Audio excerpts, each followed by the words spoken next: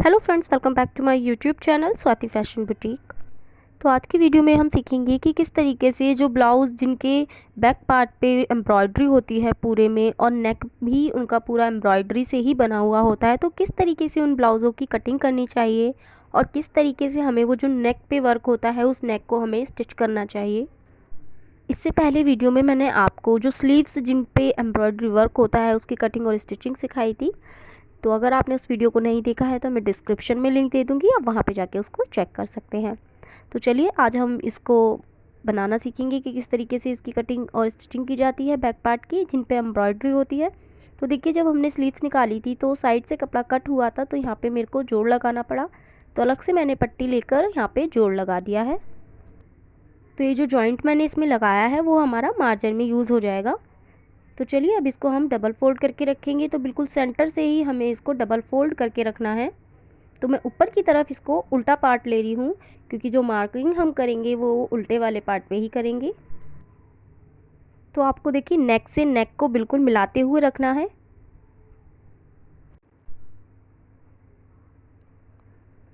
अब सबसे पहले यहाँ पे हम नेक की लेंथ देखेंगे। तो 2 इंच के करीब हमारी नेक की लेंथ है। तो अब आधा इंची ऊपर की तरफ हमको लेना है, जो कि हमारा शोल्डर में जॉइंट हो जाएगा। तो यहाँ पे हम एक स्ट्रेट लाइन ड्रॉ करेंगे।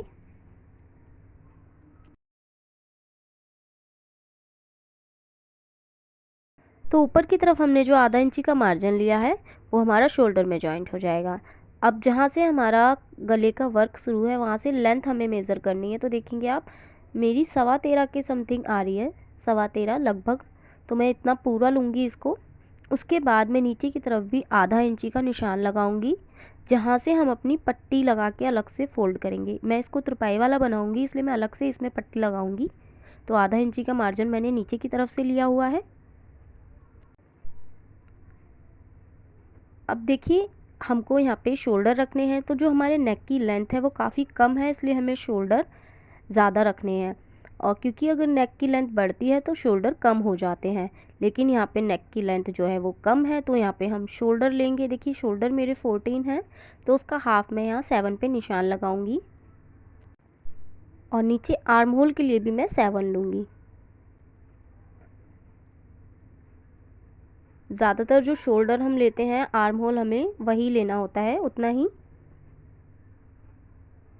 दोनों निशानों को मिलाते हुए आगे की तरफ मैं ओपन साइड की तरफ इस निशान को बढ़ा दूंगी।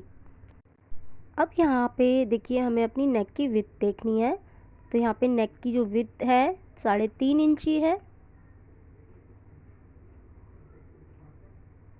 यहाँ से हम आधा इंची का निशान लगाएंगे और शोल्डर को डाउन कर देंगे।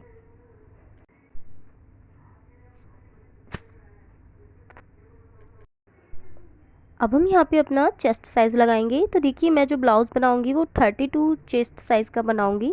तो जब हम उसे 4 से डिवाइड करेंगे तो 8 आएगा। मैंने 8 इंच पे एक निशान लगाया है और आगे की तरफ मैं 2 इंची मार्जिन के लिए लूँगी।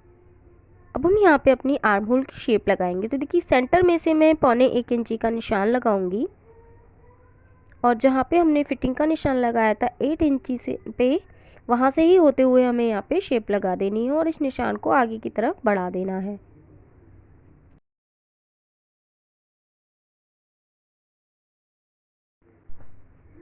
अब हम नीचे की तरफ कमर का निशान लगाएंगे। तो देखिए, कमर साइज़ यहाँ पे 26 है, तो जब 4 से डिवाइड करेंगे तो 6.5 आ जाएगा। तो 6.5 पे एक निशान लगाएंगे और आगे की तरफ हमें 1.5 इंची पे निशान लगाना है। बैक पार्ट में जो प्लीट डलती है उसके लिए हमने 1.5 इंची लिया है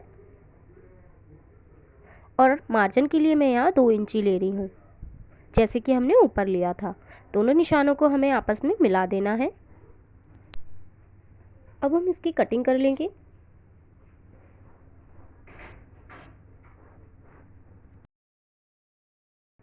ब्लाउज़ पीस की कटिंग होने के बाद हमें यहाँ पे अस्तर पे भी कटिंग करनी है।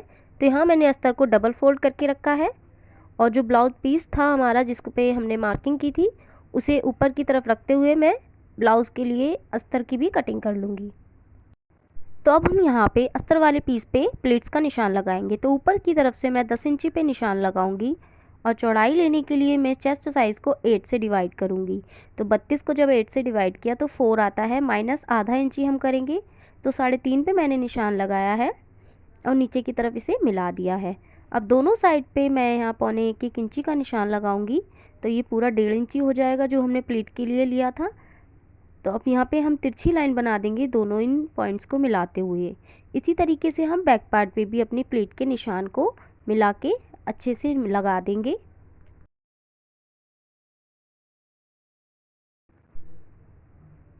तो अब हम चलते हैं सिलाई की तरफ। तो सबसे पहले हम यहाँ पे अपने नेक को बनाएंगे। तो देखिए मैंने ब्लाउज़ पीस के सीधे वाले पार्ट पे अस्तर को रखा है और नेक पे पूरे पे मेरे को सिलाई लगा देनी है।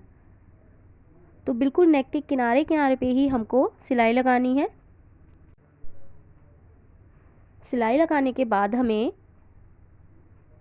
ऊपर की तरफ देखिए आधा आधा इंची का कपड़ा छोड़ते हुए, सिलाई से ऊपर की तरफ आधा इंच का कपड़ा छोड़ते हुए वहाँ पे छोटे छोटे कट्स बनाने हैं। अब अस्तर को उल्टी तरफ हमें पलटना है। तो यहाँ पे किनारे पे हमें इसको सिलाई लगाना है।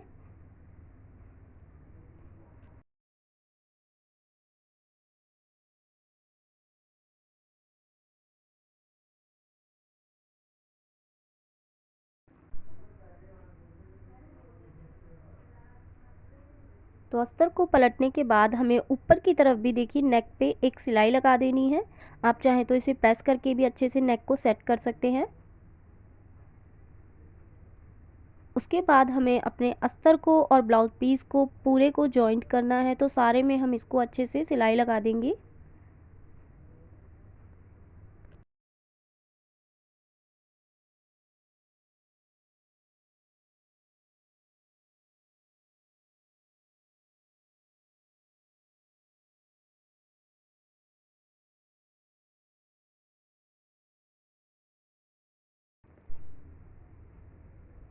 जो भी एक्स्ट्रा है उसको मैं कट करके निकाल दूंगी। अब हम यहाँ पे अपनी प्लीट्स लगाएंगे। तो देखिए सबसे पहले मैं यहाँ पे ऊपर की तरफ एक सिलाई लगाऊंगी। इससे क्या होगा, जो हमारा ब्लाउज़ का पीस है और अस्तर है वो आपस में जुड़ जाएंगे। तो जब हम प्लीट लगाएंगे, तो जब हम प्लीट लगाते हैं ना तो वो अच्छे से प्रॉपर तरीके से पकड़ में आते हैं। वरना क्या होता है कि जो नीचे का ब्लाउज पीस है वो नीचे ही छूट जाता है, तो अच्छे से प्लेट नहीं डलती है। तो पहले मैंने दोनों साइड ऊपर पे इसको सिलाई लगाई है सेंटर से। अब हम इस पर प्लेट लगाएंगे। तो यहाँ पे देखिए मैं डबल सिलाई लगाऊंगी।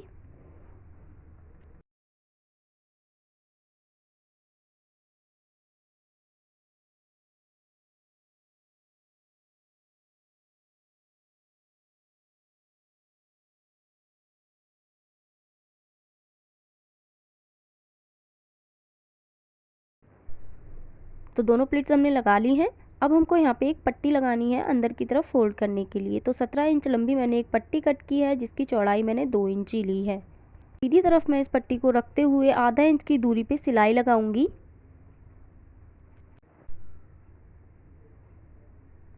सिलाई लगाने के बाद हम इसे देखिए पलटेंगे उल्टी तरफ और किनारे पे बिल्कुल इसकी सिलाई लगाएंगे।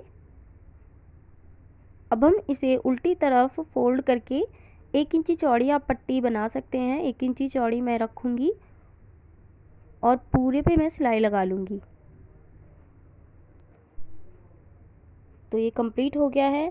आई होप आपको ये वीडियो अच्छी लगी हो। मैंने बहुत ही सिंपल तरीके से बताया है। वीडियो अच्छी लगी हो तो लाइक और शेयर ज़रूर करें और मेरे चैनल को सब्सक्राइब करें।